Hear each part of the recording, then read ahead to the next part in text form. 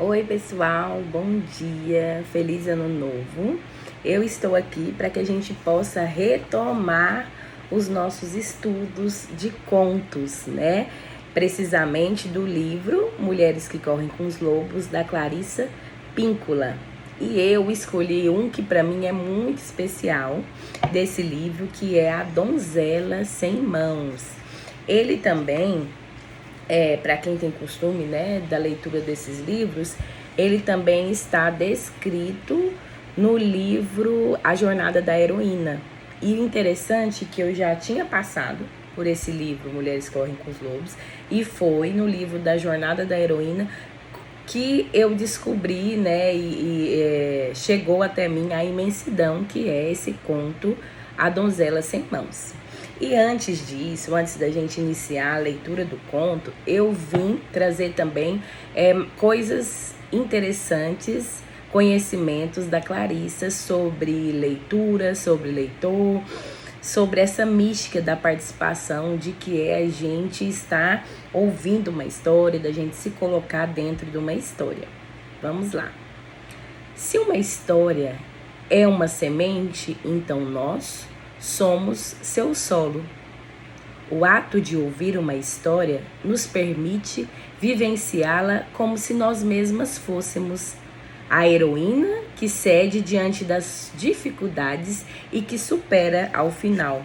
É assim que você tem lidado com esses contos, né? A gente se coloca no lugar da heroína, no lugar da personagem.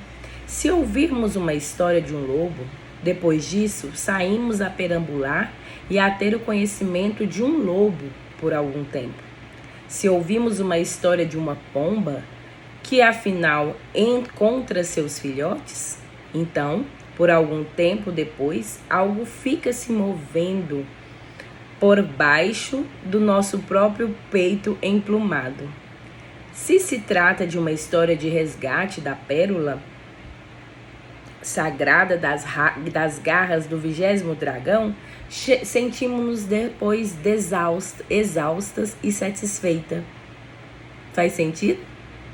Num sentido muito real, nós ficamos impregnadas de conhecimento só por termos dado ouvidos aos contos. Quem tem sentido isso?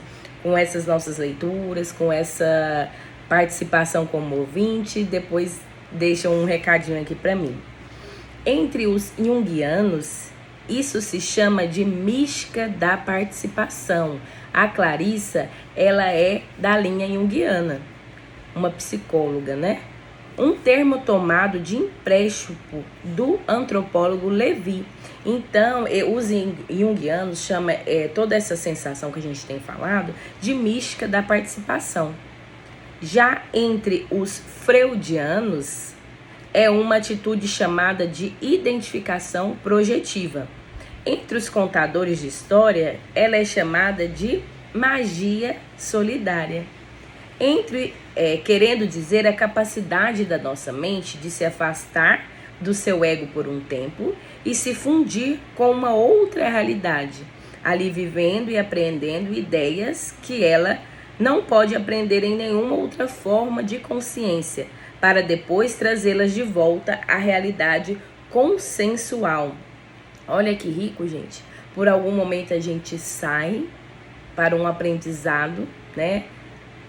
E depois volta à consciência para que a gente possa utilizar de todo esse aprendizado. Então, assim, eu sou suspeita para falar, mas os contos, as histórias, a gente conversar sobre isso, a gente ler, a gente falar sobre isso, é de grande importância, né? Nos traz coisas maravilhosas. E vamos começar A Donzela Sem Mãos. Era uma vez, há alguns dias, um homem que ficava na estrada e que ainda possuía uma pedra enorme de fazer farinha, a qual moía o cereal da aldeia. Esse moleiro estava passando por dificuldades e não lhe restava nada, além da enorme pedra de moinho num barracão de grande macieira florida atrás da construção. Então tinha um barracão, uma construção e uma macieira atrás de onde ele trabalhava. Um dia, quando ele entrava na floresta com seu machado de gume de prata para cortar a lenha, um velho estranho surgiu de trás de uma árvore e disse: "Não há necessidade de você se torturar cortando lenha", disse o velho em tom engabelador. "Posso adorná-lo de riquezas se você quiser me dar o que está atrás desse moinho." Para mim chega assim como o lobo mau, né, que pegou a Chapeuzinho de surpresa. O que está atrás do moinho, então ele fala: "Não há necessidade de você se torturar cortando lenha. Posso adorná-lo de riqueza se você quiser me dar o que está atrás do moinho." "O que está atrás do moinho não é somente uma macieira florida?" perguntou o moleiro, concordando com o velho. "Dentro de 3 anos, virei buscar o que é meu", disse o estranho, rindo, e foi embora mancando, desaparecendo por entre os troncos das árvores. O moleiro, então, encontrou a sua mulher no caminho. Ela havia saído correndo de casa com o avental voando e o cabelo desengrenhado. Marido meu, quando bateu à porta, surgiu na nossa casa um relógio muito bonito. Nossas cadeiras rústicas foram trocadas por cadeiras de veludo. Nossa pobre despensa está repleta de carne de caça. Nossas arcas, nossos baús, eles estão transbordando de cheios. Diga-me, por favor, o que aconteceu." E nesse exato momento, anéis de ouro apareceram nos seus dedos e seu cabelo foram puxado e preso num arco dourado. "Ah", disse o moleiro assombrado, enquanto o seu próprio gibão passava a ser de cetim.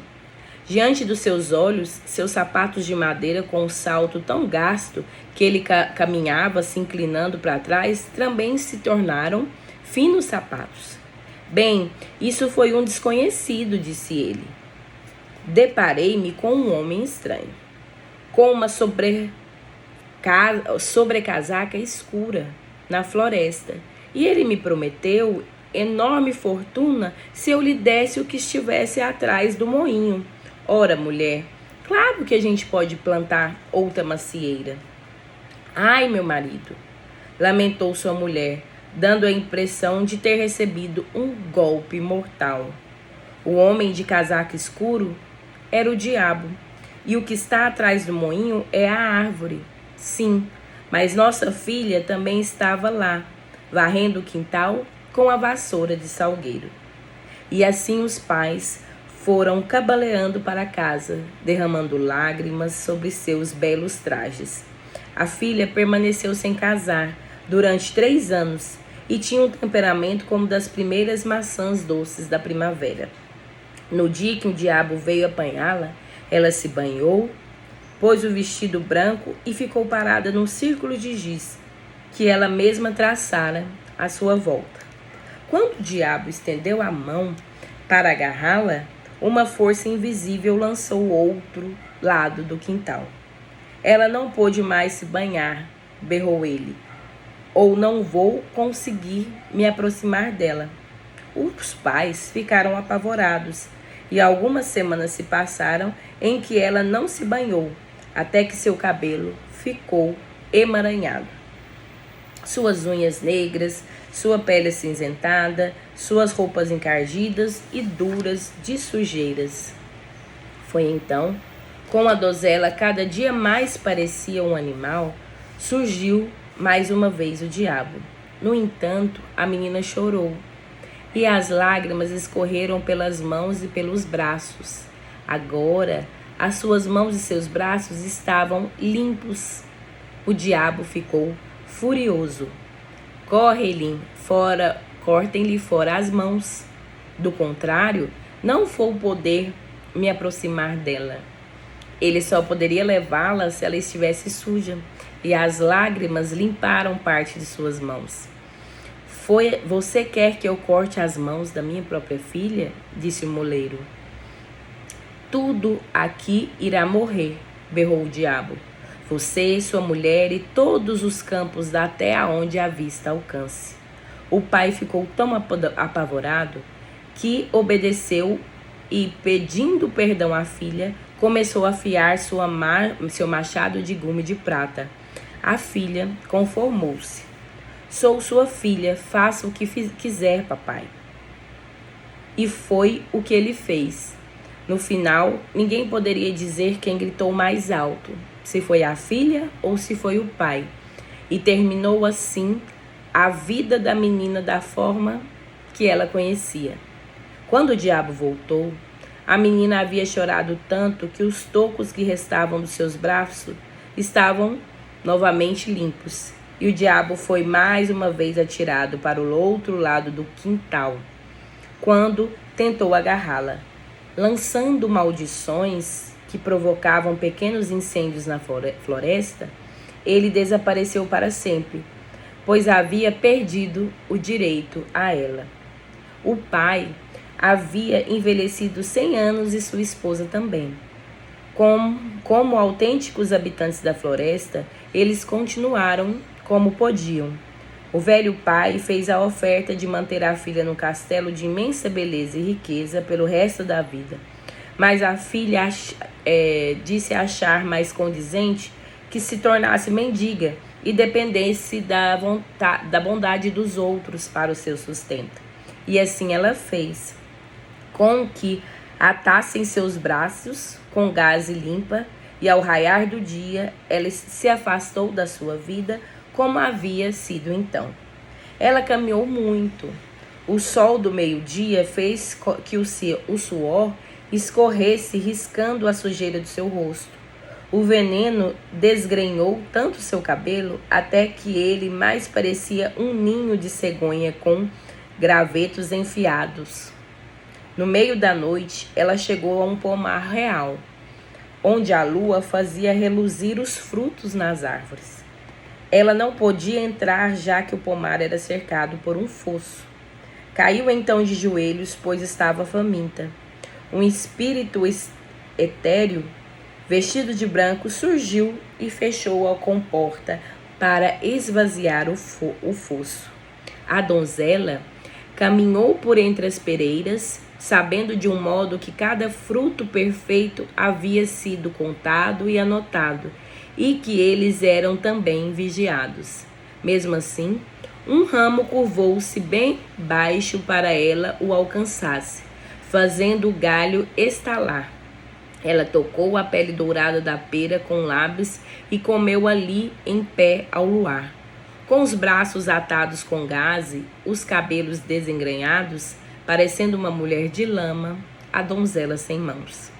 O jardineiro viu tudo, mas reconheceu a magia do espírito que protegia a donzela e não se intrometeu. Quando ela acabou de comer aquela única pera, ela se retirou, atravessando o fosso, e foi dormir no abrigo do bosque. No dia seguinte, o rei veio contar suas peras. Ele descobriu que uma estava faltando, mas, olhando por toda parte, não conseguia encontrar o fruto desaparecido. Quando lhe perguntaram, o jardineiro tinha a explicação. Ontem à noite, 2 espíritos esgotaram o fosso, entraram no jardim à luz do luar, e um deles, que era mulher e não tinha mãos, comeu a pera que se oferecia a ela.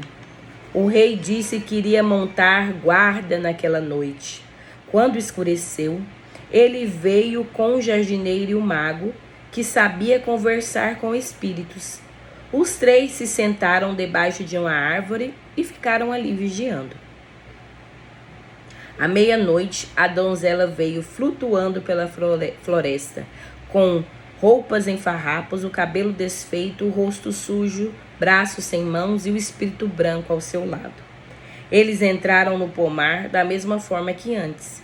Mais uma vez a árvore curvou-se graciosamente para chegar ao seu alcance, e a donzela sorveu a pera que estava na ponta do ramo.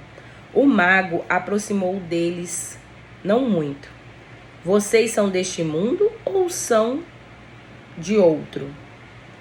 Eu fui outrora do mundo, respondeu a donzela. No entanto, não sou deste mundo. Ela é humana ou um espírito? Perguntou o rei ao mago. E o mago respondeu, o coração do rei, que ela era as duas coisas. Assim, o coração do rei deu um salto e ele se apressou a chegar até ela. Não renunciarei a você, exclamou ele.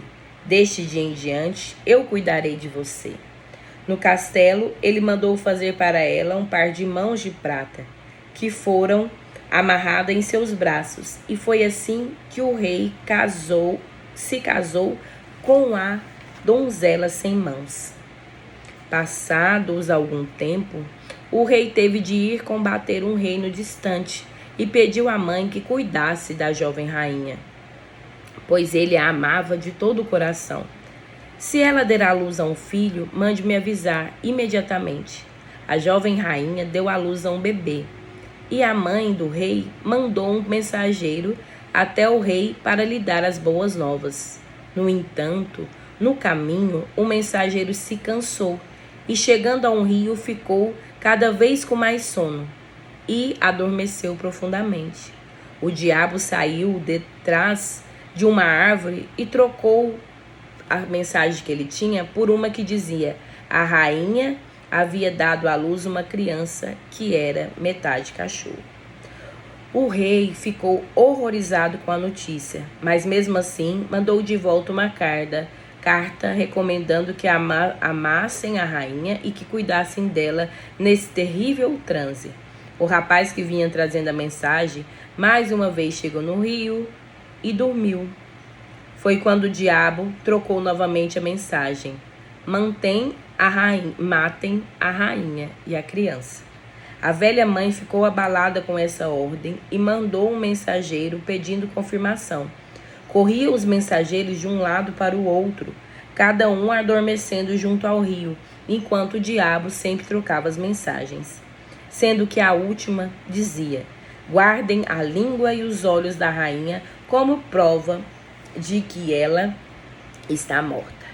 A velha mãe não pôde suportar a ideia de matar a doce rainha.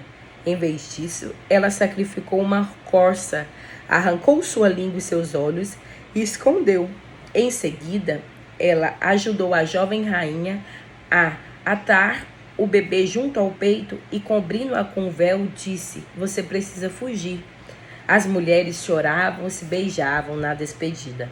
A jovem rainha vagueou até chegar na floresta maior e mais selvagem que jamais vira. Na tentativa de procurar um caminho, ela procurava passar por cima, pelo meio e pela volta do mato.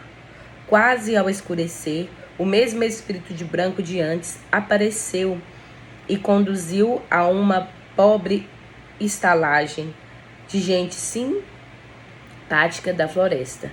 Uma outra donzela vestida de branco levou a rainha para dentro e demonstrou saber seu nome. A criança foi posta num berço. Como você sabe que eu sou rainha? Perguntou a donzela. Nós da floresta acompanhamos esses casos, minha rainha. Agora descanse. E assim a rainha ficou 7 anos na estalagem e sentia feliz com sua criança e com sua vida. Aos poucos, suas mãos lhe voltaram, primeiro como pequeninas mãozinhas de bebês, rosadas como pérolas, depois como mãos de menina e, afinal, como mãos de mulher. Enquanto isso, o rei voltou da guerra e sua velha mãe se lamentou com ele. Por que você quis que eu matasse 2 inocentes? Perguntou ela. Ao ouvir terrível história, o rei cambaleou e caiu a chorar inconsolável. A mãe viu sua dor e contou que os olhos e a língua era de uma corça e que ela havia mandado a rainha fugir junto ao seu filho. O rei jurou não mais comer nem beber e viajar até onde o céu continuasse azul para encontrar os dois. Ele procurou por 7 anos a fio. Suas mãos ficaram negras, sua barba de marrom semelhante ao de musgo, seus olhos avermelhados e ressecados. Todo esse tempo ele não comeu, não bebeu nada, mas uma força maior o mantinha vivo. Afinal, ele chegou à estalagem mantida pelo povo da floresta. A mulher de branco convidou-o a entrar, e ele se deitou de tão cansado. A mulher colocou um véu sobre seu rosto e ele adormeceu. Quando ele chegou à respiração do sono mais profundo, o véu se enfunou e escorregou aos poucos do seu rosto. Ao despertar, ele encontrou uma linda mulher e uma bela criança que o contemplava. Sou sua esposa e esse é seu filho. O rei queria acreditar, mas via que a donzela tinha mãos. Como todas minhas aflições e com meus bons cuidados, minhas mãos voltaram a crescer, disse a donzela. E a mulher de branco trouxe as mãos de prata que estavam guardadas como um tesouro numa arca. O rei ergueu-se, abraçou a mulher e o filho, e naquele dia houve uma alegria imensa na floresta. Todos os espíritos e ocupantes da estalagem fizeram um belo banquete. Depois o rei, a rainha e o filho voltaram para a velha mãe. Realizaram um segundo casamento e tiveram muitos e muitos outros filhos, todos os quais contaram essa história para outros 100, que contaram essa história para outros 100, exatamente como nós aqui, como eu e você fazem dos outros 100, quem a eu estou contando.